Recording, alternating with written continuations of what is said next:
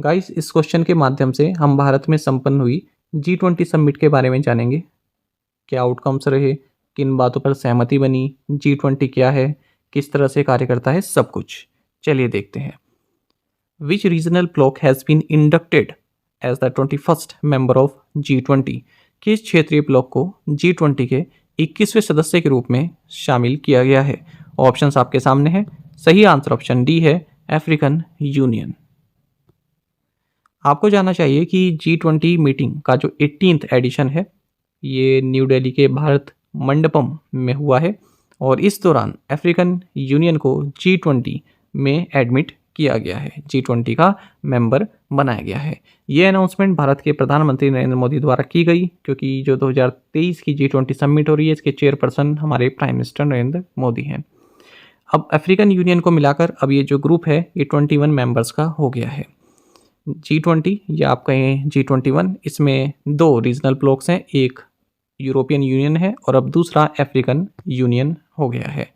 आपको बता दें, कोमोरोस के जो प्रेसिडेंट हैं ये अफ्रीकन यूनियन के चेयरपर्सन भी हैं फिलहाल, इनका नाम है एजाली आसोमानी। तो ये इस G20 मीटिंग में इन्होंने भी सीट अपनी हासिल की है। अफ्रीकन यूनियन की अगर हम बात करें, इसमें अफ्रीकन कॉन्टिनेंट से 55 मेंबर स्टेट्स हैं। इसकी स्थापना 26 मई 2001 को अदिश अबाबा इथोपिया में हुई थी। लॉन्च किया गया था इसको 9 जुलाई साल 2002 में डरबन, साउथ अफ्रीका में। आपको जानना चाहिए इस अफ्रीकन यूनियन का सेक्रेटेरिएट अदिश अबाबा में है। अफ्रीकन यूनियन में जो लार्जेस्ट सिटी है ये लागोस नाइजीरिया है। लार्जेस्ट अर्बन एग्लोमरेशन ये कायरो इजिप्ट में है। अफ्रीकन यूनियन का जो मोटो है यह है अ यूनाइटेड एंड स्ट्रॉन्ग अफ्रीका। आपको बताते हैं कलेक्टिवली अफ्रीकन यूनियन की जो जीडीपी है ये 3 ट्रिलियन यूएस डॉलर की है और वर्ल्ड में जो भी रिन्यूएबल एनर्जी सोर्सेज हैं उसमें 60% अफ्रीका का शेयर है और 30% of the minerals essential for renewable and low carbon technologies इसमें अफ्रीका का शेयर है। G20 के बारे में अगर हम बात करें, यानी कि ग्रुप ऑफ 20, इसमें 19 कंट्रीज़ हैं प्लस यूरोपियन यूनियन है। 19 कंट्रीज़ को अगर आप कॉन्टिनेंट वाइज याद करेंगे तो आपके लिए बेहतर रहेगा। कंट्रीज़ देख लेते हैं, Argentina, Australia, Brazil, Canada, China, France, Germany, India, Indonesia, Italy, Japan, Republic of Korea, Mexico, Russia, Saudi Arabia, South Africa, Turkey, United Kingdom and United States. यहाँ पर एक महत्वपूर्ण बात यह है कि ये सभी प्रॉस्परस कंट्री हैं, कुछ डेवलपिंग है, कुछ डेवलप्ड हैं, अच्छी खासी इकोनॉमी है इनकी और अपने अपने रीजन की ये बादशाह हैं। लेकिन इसमें याद रखिएगा आपको यूएई नहीं दिखेगा, है ना। तो ऑप्शन में आ सकता है, क्योंकि यूएई भी आप देखते हैं कि अच्छी कंट्री है, प्रॉस्परस कंट्री है ना। तो ऑप्शन में आपको मिल जाएगा कि कौन सी G20 कंट्री नहीं है और वहाँ पर ऑप्शन अगर आपको मिला यूएई तो वही टिक कर दीजिएगा। यूएई नहीं आपको दिखने के लिए मिल रहा है, सिंगापुर भी आपको इसमें नहीं दिखने को मिल रहा है, तो ये याद रखिएगा। G20 मेंबर्स की अगर हम बात करें तो ग्लोबल जीडीपी का 85%, ग्लोबल ट्रेड का 75% और वर्ल्ड पॉपुलेशन का 2/3 ये G20 मेंबर्स द्वारा कंट्रीब्यूट किया जाता है। आपको बता दें ग्लोबल कार्बन एमिशन का जो 75% कंट्रीब्यूशन है ये G20 कंट्रीज से ही आता है। हालांकि G20 कंट्रीज का कोई भी परमानेंट सेक्रेटेरिएट नहीं है, कोई हेडक्वार्टर्स टाइप नहीं है। अगर हम इंडिया की प्रेसिडेंसी की बात करें तो भारत के पास G20 की प्रेसिडेंसी 1 दिसंबर 2022 से जो है 30 नवंबर 2023 तक रही है। आपको बता दें इस प्रेसिडेंसी को सपोर्ट किया गया ट्रोइका द्वारा। ट्रोइका मतलब प्रीवियस प्रेसिडेंसी जिसके पास रही, करंट जिसके पास है और इनकमिंग प्रेसिडेंसी जिसके पास होगी। अगर हम भारत के ट्रोइका की बात करें तो भारत से पहले इंडोनेशिया के पास थी, अब भारत के बाद ब्राज़ील के पास गई है। तो ये ट्रोइका मिलकर बनाया है, इंडोनेशिया, इंडिया, ब्राज़ील। G20 की official languages English, French and Spanish हैं। आपको जानना चाहिए कि G20 है, इसमें 2 पैरेलल ट्रैक्स होते हैं, एक तो है फाइनेंस ट्रैक, दूसरा है Sherpa track. Finance ministers and central bank governors finance track को देखते हैं, वहीं जो शेरपा की जो ट्रैक है शेरपा ट्रैक, उसको शेरपास देखते हैं अलग अलग कंट्रीज़ के। इंडिया का जो G20 शेरपा है ये अमिताभ कांत है। G20 की अगर हम बात करें साल 1999 में इसकी स्थापना की गई थी, जब एशियन फाइनेंशियल क्राइसिस हुआ 1997-98 से। उस वक्त एक इनफॉर्मल फोरम की तरह इसकी शुरुआत की गई थी, जिसमें finance ministers and central bank governors जो कि डेवलपिंग इकोनॉमीज़ या मोस्ट इंडस्ट्रियलाइज्ड कंट्रीज़ के जो finance minister central bank governments हैं, उन्होंने इसमें पार्टिसिपेट किया था ताकि फाइनेंशियल स्टेबिलिटी प्राप्त की जा सके।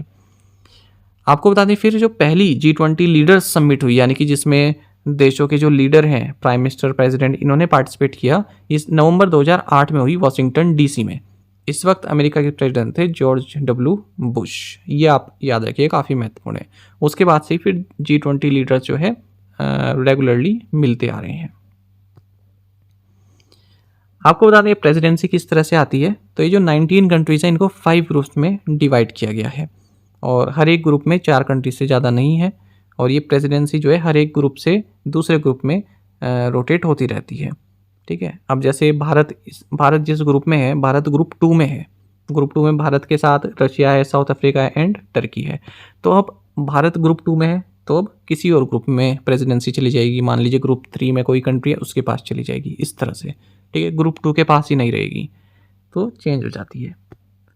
अब अगर हम बात करें 2023 की जो G20 न्यू दिल्ली समिट रही है, इसके बारे में, तो ये 18th मीटिंग रही। जैसे मैंने आपको पहले बताया, Bharat Mandapam international exhibition convention centre, Pragati Maidan, New Delhi में हुई है 9-10 सितंबर 2023 को।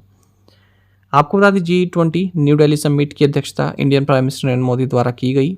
आपको बता दें ये पहली G20 समिट है जो इंडिया में हुई है, यहाँ तक कि साउथ एशिया में हुई है। गवर्नमेंट ऑफ इंडिया का बजट इन G20 इवेंट्स के लिए 990 करोड़ रुपए का अनुमानित किया गया है। 2023 G20 समिट का मोटो रहा वसुधैव कुटुंबकम, यानी कि one earth one family one future, जिसे महाउपनिषद से लिया गया है। G20 का जो लोगो है, ये हमारा जो इंडिया का नेशनल फ्लैग है, इसमें जो कलर्स हैं सैफरन, वाइट एंड ग्रीन, इनसे इंस्पायर्ड है। Saffron, white, green and blue, इनसे इंस्पायर्ड है। और अर्थ को आप देख सकते हैं लोटस के साथ लोगो में, और उसके नीचे ही आपको भारत भी लिखा हुआ दिखेगा देवनागरी स्क्रिप्ट में। आपको बता दें इंडिया का जो G20 सेक्रेटेरिएट बनाया गया वो सुषमा स्वराज भवन, चाणक्यपुरी, न्यू दिल्ली को बनाया गया था। इसके आउटकम्स देखते हैं भारत में जो समिट हुई है। जैसा मैंने आपको सबसे पहले क्वेश्चन से शुरुआत की कि अफ्रीकन यूनियन को G20 का मेंबर इंक्लूड किया गया है और ये 21st मेंबर बन गया है। दूसरा देखें, इंडिया और Singapore, Bangladesh, Italy, USA, Brazil, Argentina, Mauritius, UAE, इन सभी के लीडर्स ने मिलकर ग्लोबल बायोफ्यूल अलायंस को लॉन्च किया है to promote the development and adoption of sustainable biofuels. New Delhi declaration को एडॉप्ट किया गया है सहमति से। एक जॉइंट एग्रीमेंट भी साइन किया गया है, रेल एंड शिपिंग कॉरिडोर बनाया जाएगा। इसका नाम है India middle east Europe economic corridor, IMEC। तो इसके लिए एक MOU साइन किया गया है India, USA, Saudi Arab, UAE, European union, Italy, France and Germany के बीच में। आपको बता दें ये जो IMEC है, ये partnership for global infrastructure investment, यानी कि PGII, इसका एक पार्ट है। ये जो PGII है, इसकी घोषणा जून 2021 में जब G7 समिट हुई थी यूनाइटेड किंगडम में, उस दौरान की गई थी। इसको जो चाइना का बेल्ट एंड रोड इनिशिएटिव है उसको टक्कर देने के लिए बनाया गया। इंडिया ने यहाँ पर Bangladesh, Egypt, Mauritius, Netherlands, Nigeria, Oman, Singapore and UAE, इनको गेस्ट कंट्रीज़ के तौर पर G20 में जो है इनवाइट किया था। ये सभी मेंबर नहीं है G20 के, लेकिन इनको इनवाइट किया गया था। आपको बता दें स्पेन एक परमानेंट और नॉन मेंबर इनवाइटी है जो हर साल इन समिट्स को अटेंड करता है। स्पेन को कहा गया है कि आप ज्वाइन कर लीजिए, पर स्पेन इसको ज्वाइन नहीं करता है, हालांकि वो पार्टिसिपेट करता है इन समिट में। आपको बता दें सबसे पहले कौन भारत में पहुंचा, कौन लीडर भारत में पहुंचा इस समिट में पार्टिसिपेट करने के लिए। ये रहे नाइजीरिया के प्रेसिडेंट बोला अहमद तिनुबू।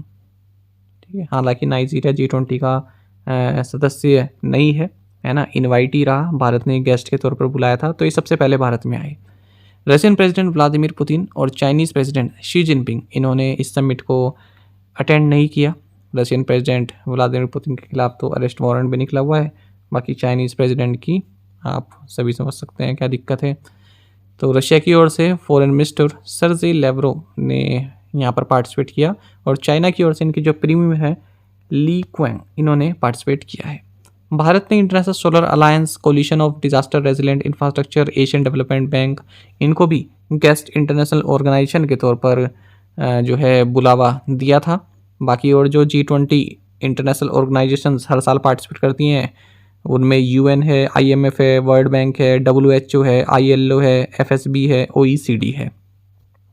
साथ ही भारत ने African union development agency, new partnership for Africa's development, association of south east Asian nation यानी कि आसियान, इन सबको भी इनवाइट किया था कि आप भी आइए, शामिल होइए। G20 लीडर्स समिट 2023 ये 10 सितंबर को कंक्लूड हुई और इसके कंक्लूजन के दौरान प्राइम मिनिस्टर नरेंद्र मोदी ने G20 की प्रेसिडेंसी जो ब्राज़ील के प्रेसिडेंट है लुला डा सिल्वा, इनको हैंड ओवर की है।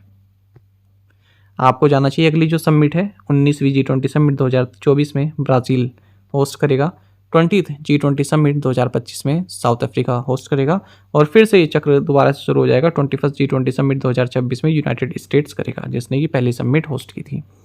अच्छा, कई लोगों ने सुना कि G20 भारत को मिल जाना एक अचीवमेंट है, तो अचीवमेंट नहीं है, भारत के पास तो आनी ही थी क्योंकि भारत इसका मेंबर है। अब तक जितने भी G20 में कंट्रीज़ हैं, 19 कंट्रीज, सबके पास प्रेसिडेंसी आ चुकी है, केवल भारत, ब्राज़ील और साउथ अफ्रीका को छोड़कर।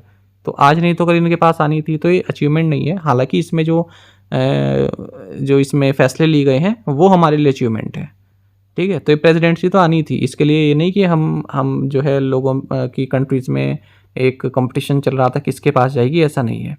इंडिया तो 2021 में इंडिया को अलॉट की गई थी कि आप प्रेसिडेंसी कीजिए, लेकिन इंडिया ने कहा कि हम 2022 में करेंगे, है ना। और 2022 में इटली करने वाला था, तो भारत ने इटली को कहा कि आप 2021 में कर लीजिए, हम 2022 में करेंगे। फिर इटली मान गया, फिर भारत 2022 में करने वाला था, लेकिन इंडोनेशिया ने कहा कि भारत आप 2023 में कर लीजिए, हम 2022 में करेंगे, क्योंकि हम 2022 में आसियान समिट को भी होस्ट कर रहे हैं। तो भारत ने कहा ठीक है, हम 2023 में कर लेंगे, ठीक है। तो जो आउटकम है इसके वो हमारे लिए अचीवमेंट है। बाकी ये समिट हमें अब लास्ट में ही मिल रही है, बस इसके बाद ब्राज़ील और साउथ अफ्रीका ही बचे हैं जिन्होंने होस्ट नहीं किया है, और हम थे भारत। साथ ही करंट अफेयर्स फंडा को आप टेलीग्राम पर भी ज्वाइन कर सकते हैं। यहाँ पर रेगुलर वीडियो अपडेट्स और करंट क्विज़ हम आप सभी के लिए डालते रहते हैं। साथ ही डिस्कशन ग्रुप में आप किसी भी क्वेश्चन का सोल्यूशन पा सकते हैं। दोस्तों, हमारे करंट अफेयर्स की प्लेलिस्ट दी गई है, इसको आप जरूर देखें, अपने दोस्तों के साथ, फॉलोअर्स के साथ हमारे करंट अफेयर्स को आप शेयर जरूर करें।